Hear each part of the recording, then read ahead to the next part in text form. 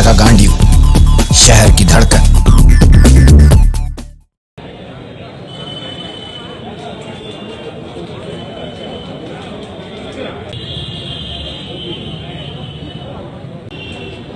दौरा किया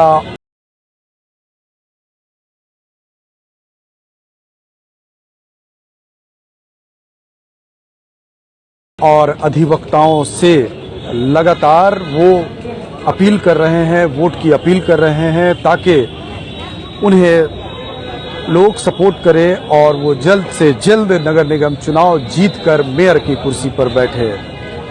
ऐसे तो बहुत सारे उम्मीदवार हैं, लेकिन उनमें से कुछ खास बात कुमार अंकेश राज जी का है। हम बात करेंगे और जानने की कोशिश करेंगे। फिलहाल मैं कुछ अधिवक्ताओं से भी बातें करूंगा और जानूंगा कि उनके प्रति क्या राय है, क्या विचार है, लोग उसे कितना सराह रहे हैं। सबसे बड़ी बात यह है कि कोर्ट कैंपस और ये हीरापुर का क्षेत्र वार्ड नंबर 27 में आता है, जहां के पूर्व पार्षद कुमार अंकेश राज जी हैं और उन्होंने कुछ ऐसे काम किए हैं जिन्हें लोग आज सराहते हैं, जानते हैं। इसी के प्रति लोग आज उन्हें सराह भी रहे हैं। चलिए हम बात करेंगे और जानने की कोशिश करेंगे।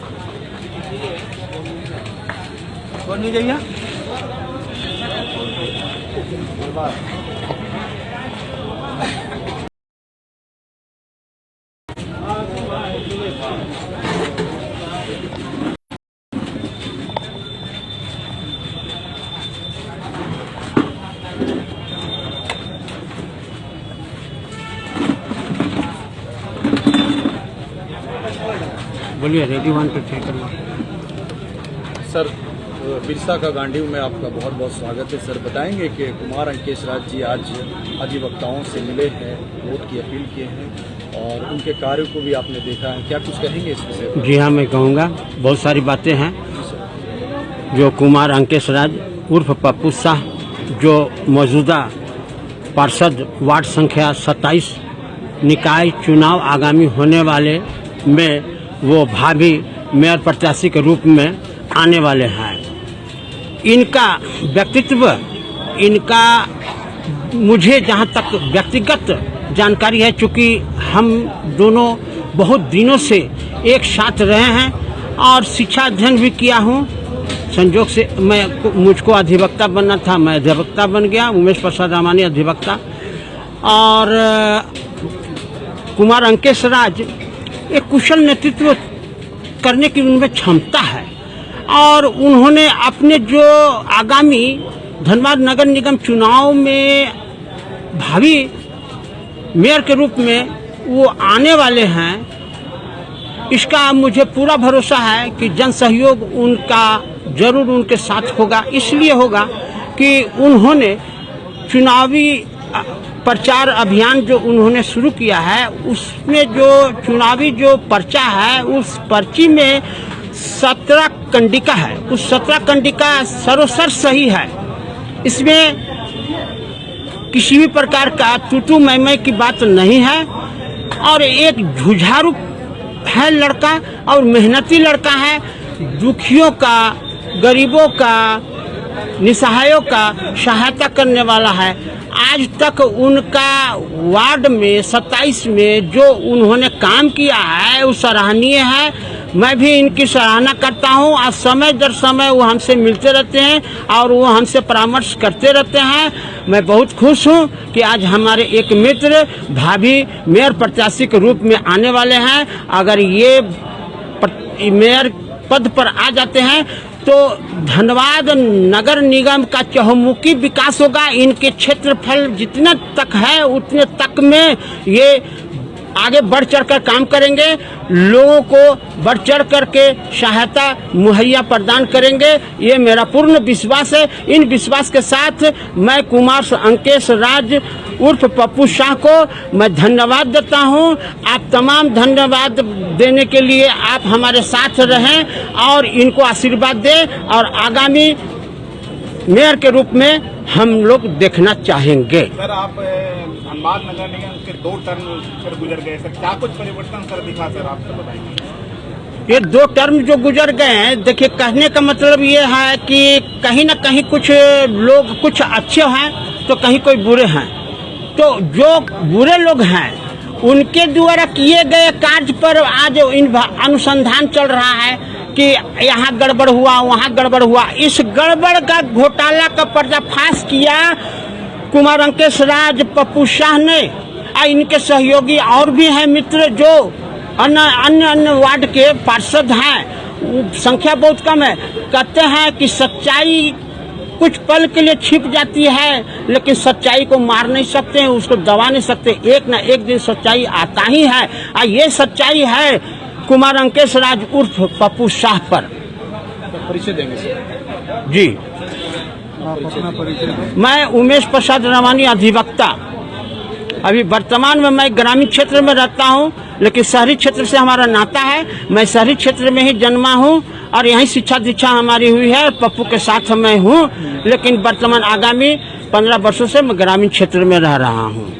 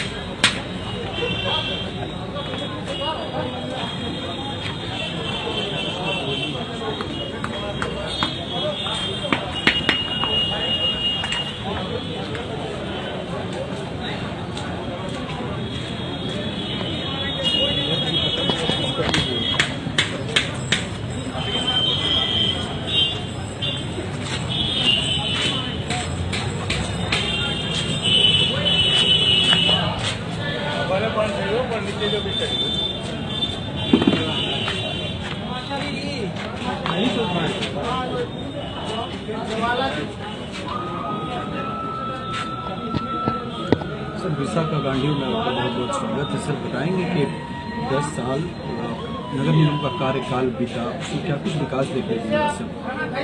देखिए, नगर निगम का जो 10 साल का कार्य बीता, ये हम लोगों के लिए एकदम बिल्कुल नया था। नगर निगम तो शुरू में तो काम कुछ स्लो हुआ, लेकिन बीच में काफी तेजी से काम हुई और अच्छी काम हुई। गार्डन वगैरह को सजाया गया, लेकिन उसके बाद क्या हुआ कि उसका मेंटेनेंस पर आदमी ध्यान नहीं दिया। लॉकडाउन के पीरियड में लोगों ने उसका लाभ नहीं उठाया, तो इसके वजह से क्या हुआ कि जो गार्डन बना, जैसे आपको एलसी रोड में जो गार्डन बना, वो सबका मेंटेनेंस नहीं हो सका। यहाँ पर जैसे कि ग्रामीण क्षेत्र में पानी की व्यवस्था नहीं हो सका। नगर निगम में जो है कि पानी की व्यवस्था अभी भी नहीं है, टाइमली पानी नहीं है। दिन भर में एक बार पानी मिलेगा कि नहीं मिलेगा, इसकी सुनिश्चितता उन लोगों ने नहीं की। जहाँ तक एक ही मात्र पार्क है वार्ड नंबर 27 में, आप देखे होंगे चिल्ड्रन पार्क, उसको ये लोगों ने करोड़ों रुपया का फंड लगाकर उसमें गाड़ी पार्क करवा रहे हैं। गेट लगा, गेट बंद नहीं होता है। पार्क को वो लोग कचरा घर बना दिए और इंक्रोचमेंट हो रहा है, उस पर ये लोग ध्यान नहीं दे रहे हैं। जबकि शेखर अग्रवाल जी कुछ काम किए, अच्छा काम किए। जैसे कि राजेंद्र पार्क जो बना, वो हम लोगों के लिए एक वरदान है।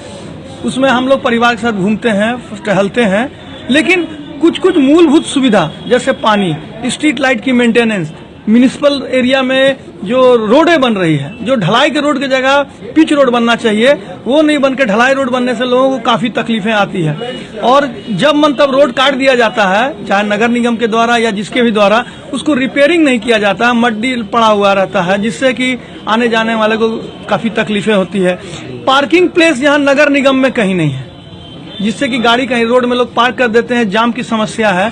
ये सब थोड़ा सा मूलभूत सुविधा हम लोगों को चाहिए। ऐसे नगर निगम बनने से हम लोगों को काफी फायदा हुआ।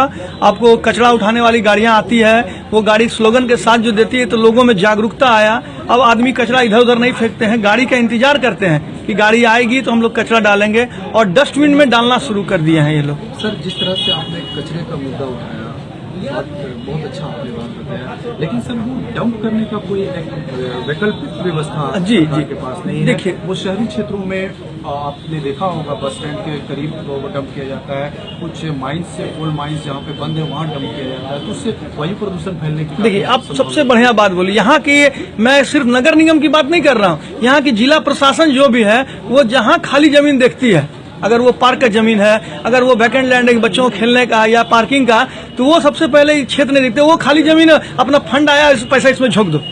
तो यही वजह हुआ कि चिल्ड्रन पार्क के बगल में जो हॉर्टिकल्चर था उसमें वो डंपिंग यार्ड बना दिया नगर निगम।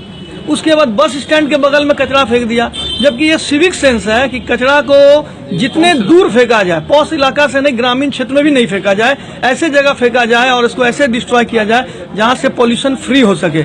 लेकिन यहाँ तो मैं उल्टा देख रहा हूँ, रोड के किनारे जितने वृक्ष लोगों ने काट दिया और या क्या दिया भगवान जानता है गवर्नमेंट को, और सारा पेड़ आज तक नहीं। रोड के बीच में जो डिवाइडर है उसमें पेड़ लगाने की बात थी, आप लोगों ने कई बार उसको हाईलाइट भी किया, लेकिन वहाँ पेड़ आप देख लीजिए आज भी नहीं है। अच्छा, पेड़ इन लोग कब लगाएंगे? नियम है कि गर्मी खत्म हो और बरसात शुरू हो, पेड़ लगाना चाहिए। ये लोग क्या करेंगे, बरसात खत्म होगा और गर्मी शुरू होगा, उसमें पेड़ लगा के फॉर्मेलिटीज कर देंगे। आना चाहिए, आप लोगों को भी पूछिए, लोगों को पूछना चाहिए कि आपने कितने पेड़ लगाया। आरटीआई में पूछना चाहिए, आप लोग भी पूछिए पत्रकार महोदय कि आपने कितना पेड़ लगाया, कितना पेड़ का खर्च किया और कितना पेड़ उजागर हुआ और कितना पेड़ लहलहा रही है।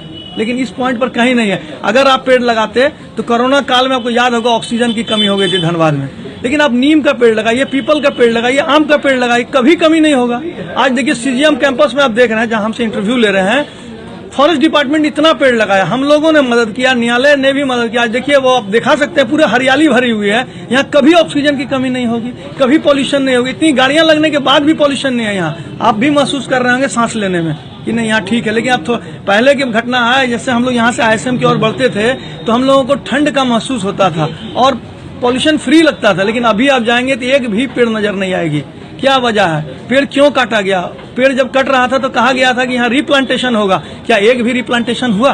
कहीं आपको पेड़ दिखेगा नहीं, और जितना भी पेड़ होता है उनको काट रहे हैं लोग, समझ में नहीं आता। मैं सुबोध कुमार, यहाँ senior advocate Dhanbad, civil court Dhanbad, और मैं कई बार यहाँ का रिप्रेजेंटेटिव भी कर चुका हूँ, सहायक कोषाध्यक्ष भी रह चुका हूँ। धन्यवाद।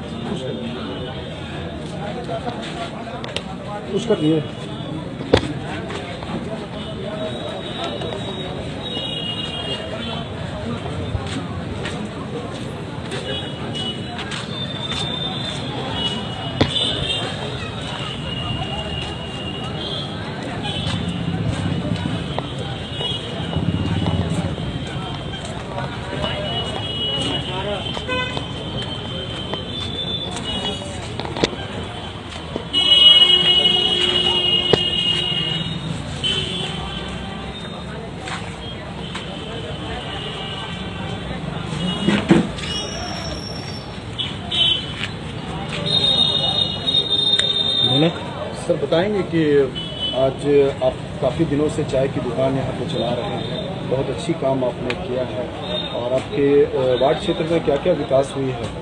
वो तो बहुत अच्छा काम किए हैं, चारों तरफ साफ सफाइयत, रोड में भी जो जना ईटा बिछा हुआ है सब उन्हीं का देन है। नहीं तो नाम बताएं। पप्पू साहब नियर जो है बहुत अच्छा नेता है, पार्षद। हाँ, तो अभी मेयर में चुनाव में खड़े हो रहे हैं, क्या कुछ लगता है? बहुत अच्छा आदमी हो। हाँ, गरीब के लिए तो बहुत ही अच्छा है, जो मांगता है गरीब उसको देता है, घर तक पे पहुंचा के दे देते हो। आप चाय की दुकान कब से चला रहे हैं? हम तो 30 साल से चला रहे हैं, बचपन से ही चला रहे हैं इसी जगह पर हैं। हाँ, आपने यहाँ के कार्य को देखा और अपने वार्ड के भी कार्य को देखा? हाँ, क्या कुछ देखा है? यही सब साफ सफेद अच्छा हुआ और क्या। सबसे हाँ, नेक आदमी है, अच्छे आदमी। नेक आदमी है, हाँ, अच्छे आदमी है। तो परिचय देंगे? हम यहीं पर रहते हैं, हिल कॉलोनी, मोहल्ले के नेता हैं। अपना नाम बताएंगे? जलधर पासवान।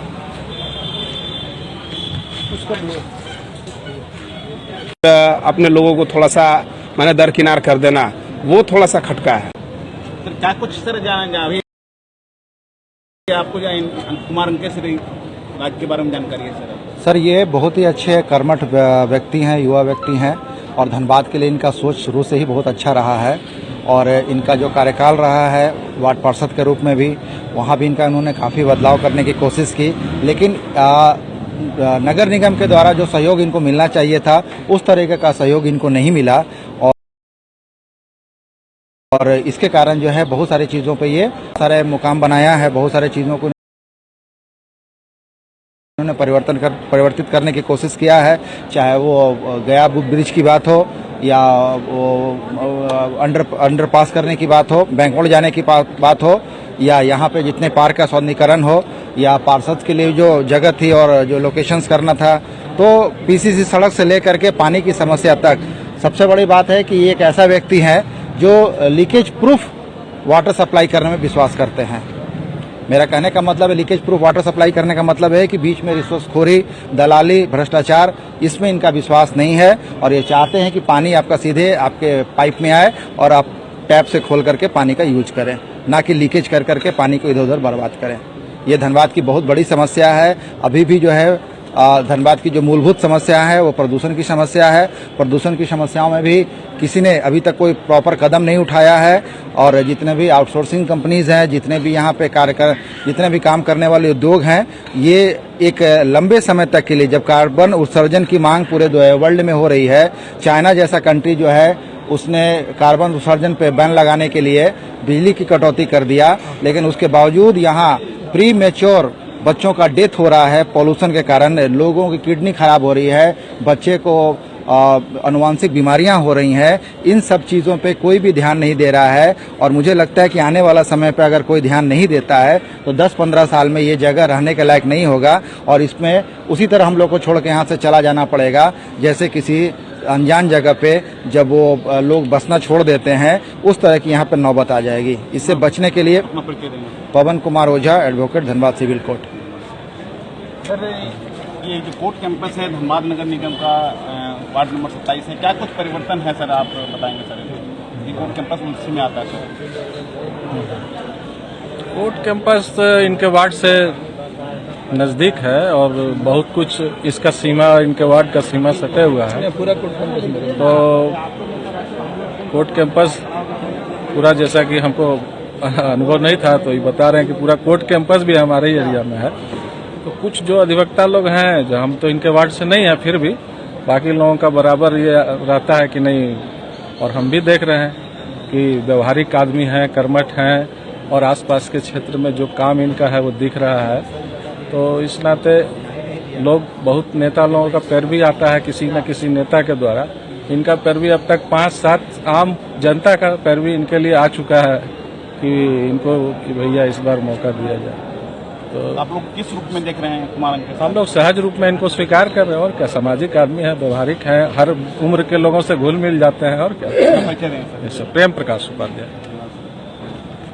सर, आपकी लोकप्रियता काफी धनबाद में चर्चित है सर, चेहरा ग्रुप में दिख रही है सर, क्या कुछ आप संदेश देना चाहेंगे आम पब्लिक को सर?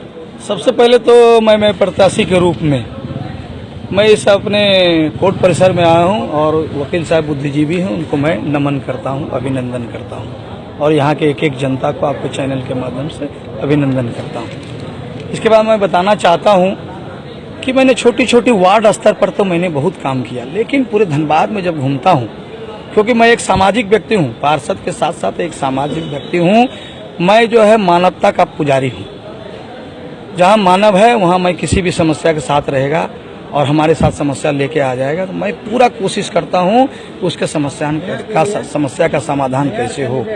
तो मैंने देखा है कि यहाँ जो पूरे शहर में रोजी रोजगार की सबसे बड़ी कमियां है और 10,000 फुटपाथ दुकानदार से लेकर के युवा जो है बेरोजगार दर दर भटक रहे हैं।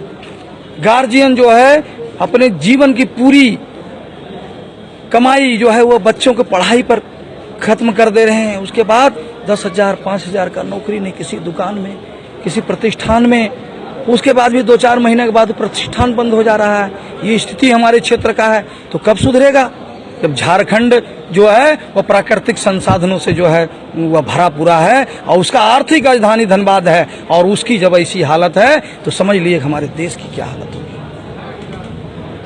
एक सकारात्मक सोच वाले प्रतिनिधित्व चाहिए हमारे देश को और एक कर्मठ निस्वार्थ जो पब्लिक के दुख दर्द को अपना दुख दर्द समझे और बिना सोचे समझे जो है दिन रात पब्लिक के लिए, विकास के लिए काम करता रहे, क्योंकि प्रयास ही रंग लाता है और प्रयास ही समस्या का समाधान करवाता है।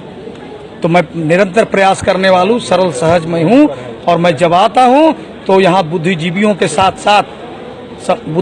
साथ साथ इनका जैसे मांग है कि कोर्ट परिसर में बहुत सारे शेड नहीं है, बारिश होते हैं तो वकील साहब सब कहाँ जाएंगे बेचारे, पार्किंग सिस्टम बढ़िया नहीं है, साफ सफाई बढ़िया नहीं, साफ सफाई तो है लेकिन आज जो रैंकिंग दे रहे हैं बनावटी है।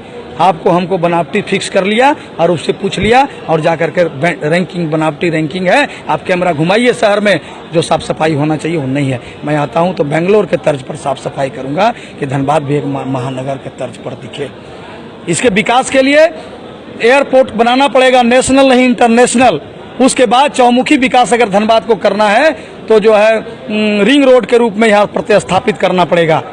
उसके बाद जो है एक समुचित सुरक्षा का माहौल व्यापारियों को देना पड़ेगा और जनता, महिलाएं अगर बेबाक सड़क पर निकल कर घूम करके 12 बजे रात में घर में घूम जाएगी तो सोचिएगा ये माहौल जो सुरक्षित है और सही है।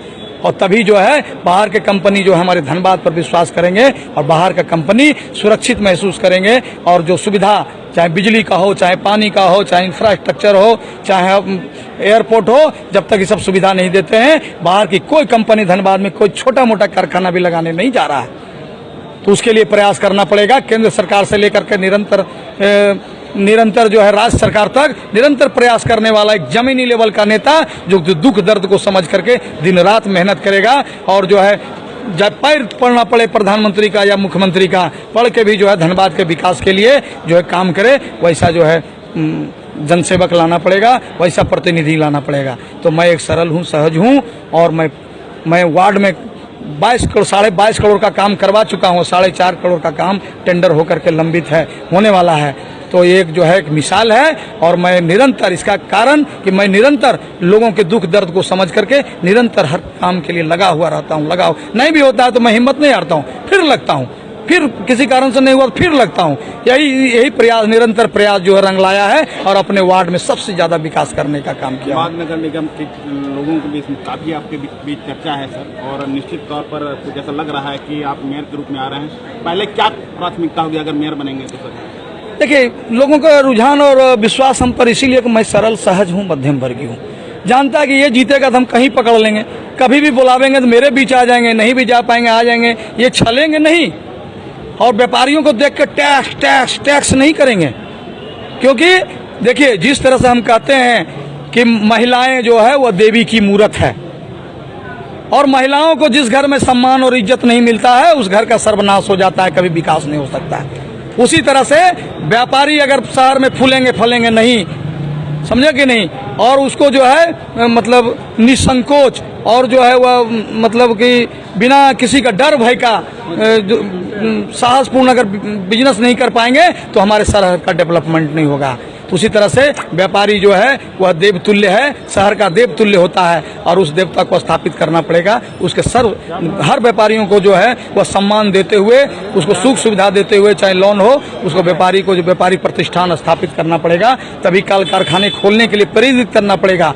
और क्योंकि जब घाटा का सौदा कोई नहीं करता है, जब उसको मुनाफा बुझाएगा तो जो है प्रतिष्ठान लगाएंगे, और प्रतिष्ठान जब लगाएंगे तभी जो है युवा बेरोजगार को रोजगार मिल पाएगा। और महिलाओं को सम्मान देते हुए, युवाओं कार्यकर्ताओं को विशेष वैल्यू और उसको जो है उठाने के लिए सहयोग देते हुए मैं एक एक जनता को अपना दुख दर्द समझते हुए मैं काम करूंगा। ये लोगों से मैं आशा और विनती और विश्वास के साथ मैं आपके चैनल के माध्यम से बताना चाहता हूँ, क्योंकि मैं सरल हूँ, सहज हूँ, मध्यम वर्गीय हूँ, मैं व्यापारी वर्ग से हूँ, उसके दुख दर्द को समझता हूँ, एक एक जनता के बीच रहता हूँ, गरीबों को दुख दर्द को मैंने देखा हूँ। मैं कुमार अंकेश राज उर्फ पप्पू साहब, पूर्व वर्तमान में जो है और इस क्षेत्र का पूर्व का वार्ड पार्षद, वार्ड नंबर 27, और अभी जो है मेयर प्रत्याशी के रूप में कोर्ट परिसर में जो है अपना डोर टू डोर दौरा कर रहा हूँ। और सभी बुद्धिजीवी, वकील हो या जो भी क्लाइंट हो, जज हो, जो भी है, सभी से हाथ जोड़ करके मेयर के लिए समर्थन मांगने का काम कर रहा हूँ।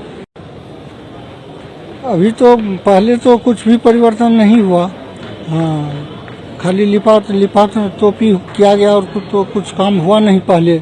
लेकिन अभी हम लोगों को उम्मीद जगी है, ये जो प्रत्याशी के रूप में ये अंकेश राज जी हम लोगों के सामने जो अभी आ रहे हैं, सो बड़ा ही कर्मठ हैं और बहुत ही यहाँ के विकास के संबंधी सो चिंतन किए हुए हैं। इनकी कल्पना जो है सो हम लोग उम्मीद करते हैं कि इनका कल्पना साकार हो। परिचय देंगे सर? हम Arvind Kumar Jha, advocate, civil court Dhanbad. क्या कुछ कहेंगे सर कुमार अंकेश जी के बारे में? कुमार अंकेश जी इससे पहले जो है वार्ड पार्षद रह चुके हैं, वार्ड नंबर 27 का। और हम लोग जहाँ तक देखे हैं कि इनका काम जो है बहुत ही अच्छा रहा है और आदमियों के साथ में माने पब्लिक के साथ में इनका डीलिंग बहुत ही अच्छा रहा है। कभी भी अपने आप को सेपरेट नहीं समझे ये हम खासियत इनको मतलब पर्सनली व्यक्तिगत रूप पे हम इनके पास में अप्रोच किए हैं तो हम देखें कि इनके पास में जो है और इनका मतलब आसपास में भी जो है माने एक ऐसा माहौल क्रिएट है कि ये एक जनरल पब्लिक कैसा रहता है। कभी भी ये माने एक पोस्ट में जाने के बाद में ऐसा मतलब फीलिंग्स नहीं आती है जिससे कि ये पता लगे।